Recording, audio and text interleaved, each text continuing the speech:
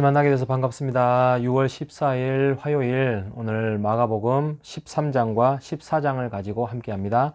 하나님 아버지 감사합니다. 오늘도 말씀으로 시작합니다. 그 말씀이 오늘 하루를 지탱하게 하시고 오늘 짧게 드리는 이 말씀을 통하여서 내 마음판에 씨앗이 되어서 자라나는 열매가 될 수 있도록 인도하여 주옵소서. 살아계신 예수님의 이름으로 기도합니다. 아멘.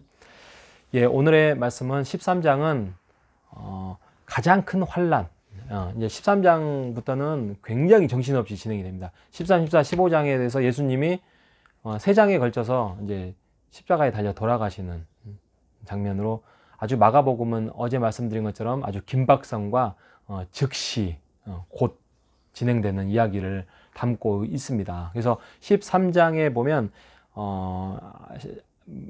심판에 대해서 이야기를 하고 있습니다. 그래서 이 단어들도 한번 주의 깊게 한번 살펴보십시오. 13장의 단어들이 예수님께서 말씀하시면서 주의하라, 또 조심하라, 또 도망가라, 또 돌아가지 마라, 돌이키지 마라, 그리고 삼가라, 이런 단어들이 막 나옵니다. 그 정도로 지금 상황이 긴박하게 돌아가는, 그런데 걱정하지 마라. 성령이 도울 것이다. 라고 이야기를 하고 있습니다. 그러니 너희들 흔들리지 말고 깨어 있어서 지혜와 분별을 가지고 살아가라. 라고 이야기를 하고 있습니다. 성전이 무너진다고 예언을 합니다.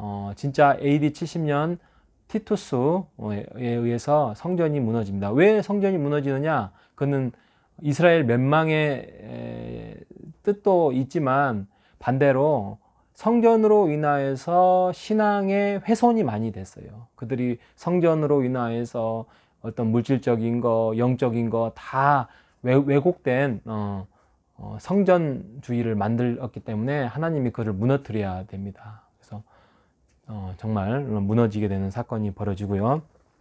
재림 이야기도 나옵니다. 그래서 재림 때는 어떤 일이 벌어질 거고 또 재림은 언제 일어날 거고 근데 그때는 아무도 모른다. 그러니까 걱정하지 말고 지혜와 분별을 가지고 하나님 예수님을 붙들고 살아라. 성령님 의지하고 살아라. 이제 그 이야기를 하고 있습니다. 그리고 13장 14절에 보면 멸망에 가증한 것 이야기를 합니다. 그래서 많은 사람들이 이게 이제 적그리스도라고 이야기를 하는데요. 예, 맞습니다. 그래서 적그리스도가 뭐 히틀러였다, 아니다, 뭐 스탈린이었다, 뭐 이렇게 이야기를 하는데 오늘날로 보면은 이 적그리스도는 어떤 한 인물을 두고 말한 것이 아닌 것 같습니다.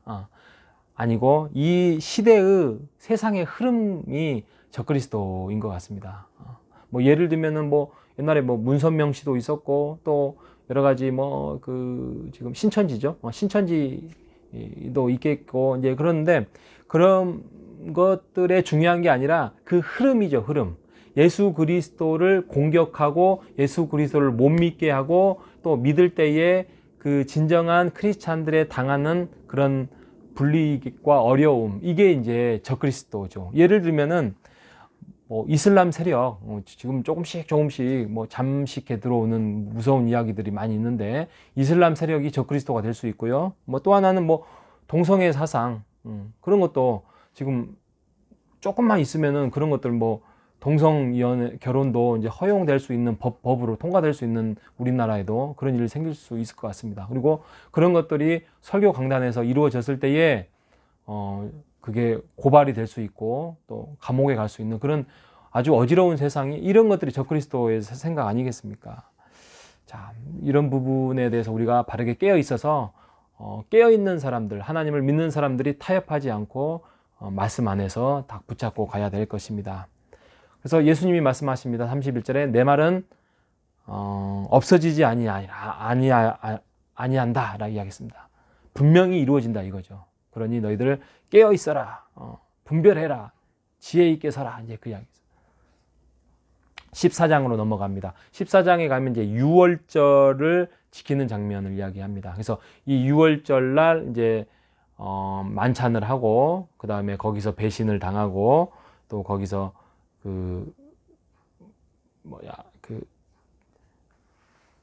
같이 이렇게 더불어 먹으면서 이제 예수님이 잡혀가고 죽음을 당하는 이런 장면까지 쭉 이었는데 그날이 6월절이에요. 여러분 6월절이 무슨 날이죠?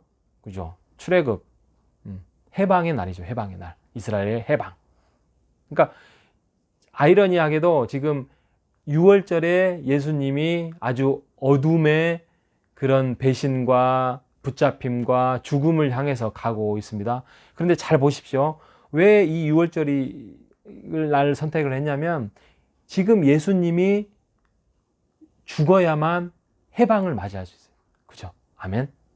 예수님이 돌아가셔야만 그 죄로 인하여서 해방을 맞이할 수 있는 이렇게 생각하시면 됩니다. 그러니까 지금 여기까지는 아주 암울해요. 제자들도 모르고 그러니까 암울한데 그런데 예수가 죽고 부활하시고 성령이 오시고 새로운 날이 있어야만 이렇게 해방이 될 수 있는 것입니다. 그래서 보면은 이 14장이 굉장히 깁니다. 72절인가요? 그런데 앞뒤가 배신이에요. 앞에는 가룟 유다의 배신, 뒤에는 베드로의 배신 이야기합니다. 그래서 배신의 장 뭐 이렇게 이야기를 하고 그 중간에도 많은 이야기를 되고 있습니다. 근데 여러분 이 한 가지 한번 기억하고 갔으면 좋겠습니다. 가룟 유다는 배신자 맞죠? 제자인데 배신자죠. 근데 여러분 아까도 말씀드린 것처럼 예수님은 태어날 때부터 길이 정해졌어요. 십자가에 달려 돌아가시기로 돼 있고 그걸 죄를 해결하기 위해서 오신 분이잖아요.